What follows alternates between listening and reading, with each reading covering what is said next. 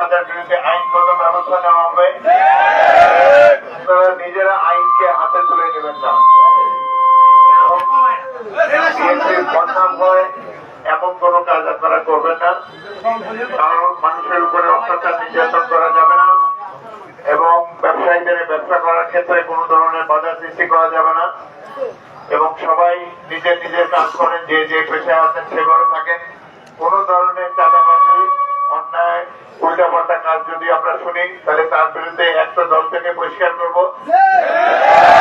এবং তারপরে তাদের বিরুদ্ধে আইনগত ব্যবস্থা নেওয়া হবে।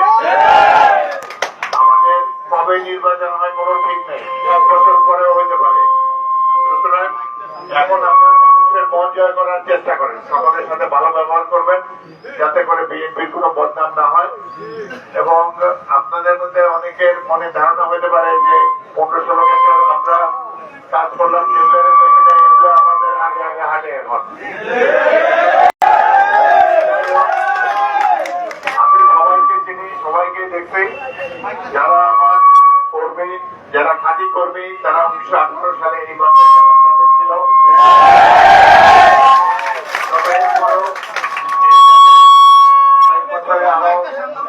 লোক যারা আমাদের দলে যোগ দিয়েছে, আমরা সবাইকে নিয়ে পথ চলতে চাই, কারোর সাথে ঝগড়াঝাটি করার দরকার নেই।